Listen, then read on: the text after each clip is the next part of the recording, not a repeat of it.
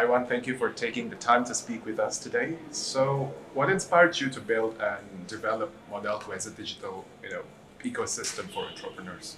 Well, first of all, thanks for the invitation to the event. It is my honor, and I hope to contribute to the ASEAN Summit, right, and the events here in ASEAN. So, what inspired me to develop Modelku was the fact that many entrepreneurs in Southeast Asia were unserved or underserved by banking products and financial services, especially in the area of financing. So back then in 2015, we, among the other founders, came together and decided that we want to build a business that help a lot more entrepreneurs access financing, even without the need for collateral or fixed assets, which is usually the main requirement that banks ask from entrepreneurs to get financing. And hopefully by now we would have helped a lot of entrepreneurs. In fact, the last 7-8 years or so, we have helped about 90,000 entrepreneurs access financing across Southeast Asia, and hopefully we have made a big impact. That's a huge number. And how is the process, in developing Modelku as the platform and supporting the SMEs? Yeah, that's a very good question, and it has been a pretty iterative process. As you can imagine, what's important for the first year would not be what's important in the 5th year and 6th year and so forth. There are often phases in how you build a business. Right. So for example, in the first year, what was important was to establish credibility and trust with the public. So we would often go to media and educate the market about what fintech is about, what fintech lending is about, and also about the underserved entrepreneurs out there in Southeast Asia. We would also make an attempt to get the license from the OJK, which we eventually did, and also to build a foundation for our business. Over time, the focus would switch towards things like how do we build a sustainable business, how do we build a profitable business, how do we ensure that we can reach even more entrepreneurs across the region, entering new markets. So now we're actually in 5 countries. We are in Indonesia, Singapore, Malaysia, Thailand, and Vietnam, and helping entrepreneurs across the region. Right. So how does your company, ensure that the digital ecosystem is accessible and user-friendly for young entrepreneurs, including those from basically the underserved communities that you've highlighted earlier?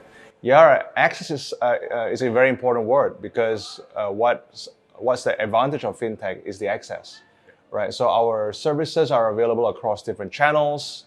For example, entrepreneurs who want to apply for financing, they can apply through our website. They can also go through our partners. So we partner with many platforms like e-commerce platforms, software platforms, with traditional supply chains to access SMEs, small medium enterprises, and they can easily find us on these partners that we have. Or if they choose to have a conversation or speak to one of our sales team members, they can do so as well. Because after all, lending is a complicated product. We try to make it as simple as possible, but there are still going to be questions. And oftentimes SMEs still want to talk to a friendly salesperson. Right. And, you've tried so hard, and obviously with your team to, serve these communities, but in your opinion, what is the essential components for encouraging, Southeast Asian youths in developing their own businesses? Yeah, well, first of all, entrepreneurship is an amazing topic because entrepreneurs develop what we call the multiplier effect, right? Entrepreneurs create jobs for the economy. Entrepreneurs inspire other entrepreneurs to run businesses. And for me to help develop more entrepreneurship in the region, there are 4 key areas that are essential. Number 1 would be to develop the character of potential entrepreneurs. Number 2 would be to develop what I consider the resources like tools that are available to help entrepreneurs start and succeed in their business. Number 3 would be the capital and financing to help entrepreneurs grow their business and to start their business. And there are also other things like the growth mindset, because entrepreneurship is a long game, right? It is always about learning and being able to grow as an entrepreneur. These are the 4 areas that are very important. Having said that, I believe Indonesia and Southeast Asia in the last 10 years have grown leaps and bounds in some areas. So for example, there are many more tools that are available to potential entrepreneurs now that I never could access before. For example, things like AI tools to code. So now AI can code websites for you. There are also no-code platforms to develop applications and websites. There are also things like software to help you manage your finances, your HR, and knowledge, and so forth that are cloud-based and cheaper than if you were to get on-premise solutions. So the barrier of entry is a lot lower. And even on financing, there are a lot more options now, like crowdfunding, venture debt, a big angel investment community, a lot more VCs now than before. The barrier of entry has now gone down, right, across the 4 areas that I talk about. Where I believe Indonesia and Southeast Asia can invest more among the components to help entrepreneurs succeed, be on character development, encouraging the development of resilient entrepreneurs, because entrepreneurship is always full of ups and downs, as well as encouraging the growth mindset and learning mindset. Right. And my final question is, peer-to-peer lending has done so much to our society for those unbankable and basically small and medium enterprises. And it helps a lot indeed, but there are still high numbers of, Southeast Asians, our Southeast Asian society that are unreached by the digital transformation, mainly those who do not possess smartphones and internet connection. What would you suggest to the government to help those less fortunate, and especially to overcome the digital transformation? In a country like Indonesia, with the most population of Southeast Asia, financial literacy is lagging behind financial adoption.